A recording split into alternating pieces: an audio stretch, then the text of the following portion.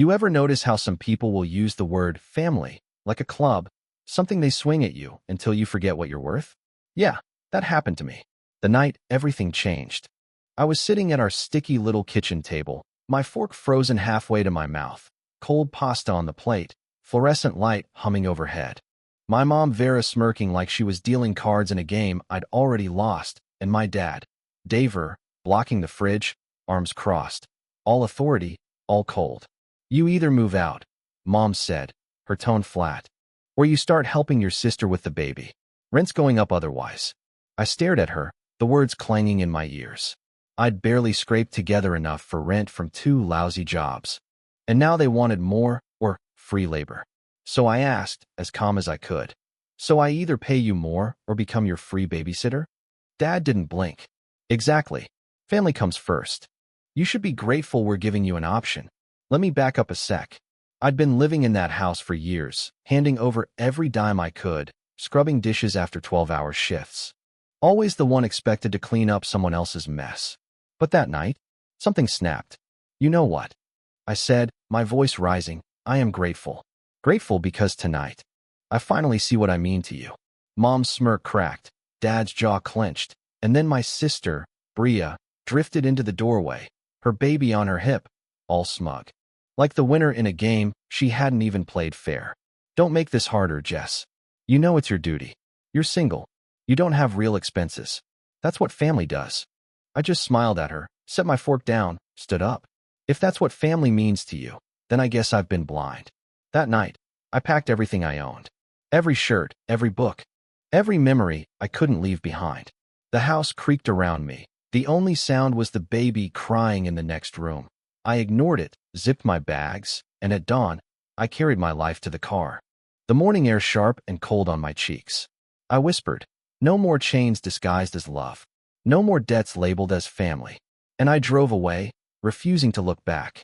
The silence in my new studio apartment was loud, the wallpaper peeling, the radiator clanking, the quiet so thick it felt like erasure.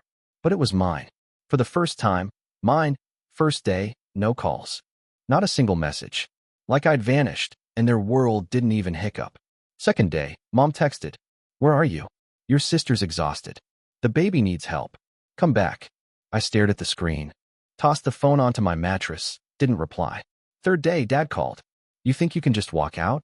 Rent's due. If you're not here to pay it, don't bother coming back. Deleted. Mom again.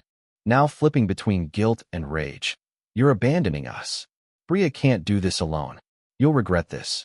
Even Bria, with her sarcastic, hope you're enjoying your freedom. Baby kept me up all night. Thanks for nothing. I laughed, couldn't help it. Thanks for nothing, I muttered, spoon halfway to my mouth. Maybe it's time you learn what nothing really feels like. Meanwhile, their well-oiled family drama started unraveling without me. My cousin, always the quiet observer, messaged me. Your mom's been asking around for babysitters.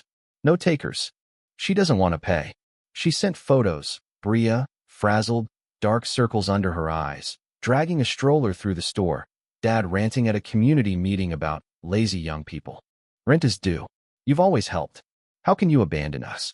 Dad's voicemails, all command, now cracked at the edges. This is your responsibility, Jessica. Family sacrifices.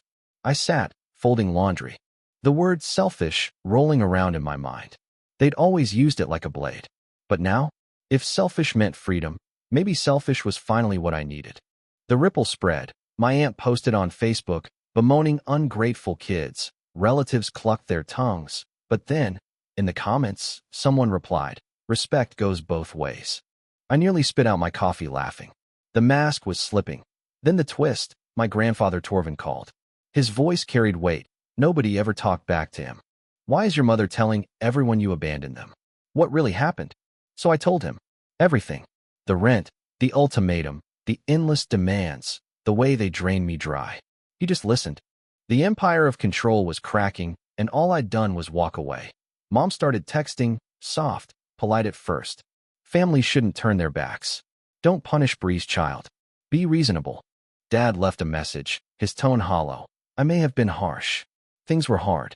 We can work this out. The man who demanded rent just for breathing now wanted to negotiate. I deleted it. Silence. I realized, was louder than any speech. Month's end, cousin texted gleefully. Grandpa cut off their money. Told them, if you treat your daughter like a servant, don't expect me to fund your cruelty. Their mortgage loomed. The rent they demanded from me now demanded from the bank. Bria's search for a nanny? Dead end. She was stuck, exhausted, venting online. Meanwhile, I picked up extra shifts, not out of desperation, but because every dollar was mine. Bought myself small luxuries, snapped a photo of my new place, posted, every dollar I earn now is mine. Freedom tastes better when no one's holding you hostage. Friends cheered. Grandpa commented, proud of you, Jessica. Keep moving forward. Mom saw the post, fury in all caps. You're trying to humiliate us. How could you do this to your own family? But it wasn't me humiliating them. It was their own choices, dragged into daylight. One day, at the grocery store, I felt that presence behind me. Mom's perfume, Dad's shadow. We just want to talk, Mom said, voice too sweet. Dad muttered, you've made your point. Come home, we can work something out. I turned, my voice rising so the aisle could hear. Work something out? Like when you stole $60,000 of my future. Made me a nanny and charged me rent? Called me worthless for saying no. Gasps from shoppers. Faces turned. You don't understand what family means, Mom hissed. I just stared. No, you don't. Family doesn't drain you dry and call it love. Family doesn't make survival a debt. I brushed past. Cart squeaking. This conversation is over. Just like us. After that, word got out, everyone knew. Their defenders vanished. Days later, a cream envelope arrived. Mom's handwriting, one line. You'll regret cutting us off when we're gone. I read it once, folded it, slid it in a drawer with other reminders, not of pain, but of why I chose freedom. Regret, I whispered, that's yours, not mine. Weeks later, Grandpa invited me to dinner. Oak and old books in the air. You didn't run. You're not just surviving, Jessica. You're standing. The words landed deep. 2 months later, I signed a lease on a bigger apartment. Keys jingling, sunlight across my own floor.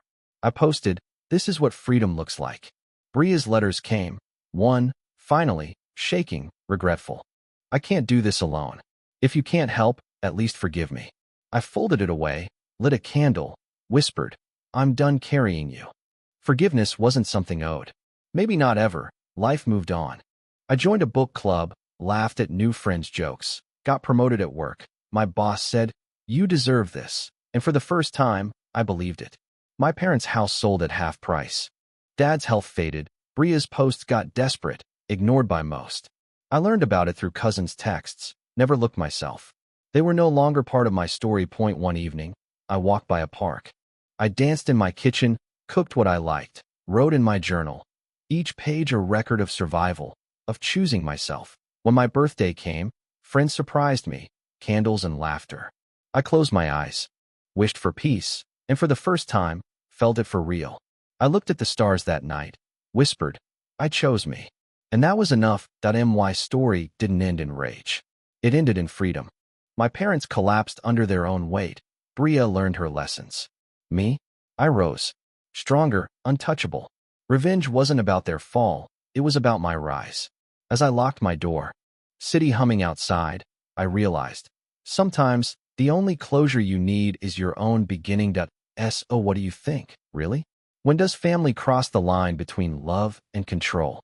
Can you truly forgive people who never see you as more than what you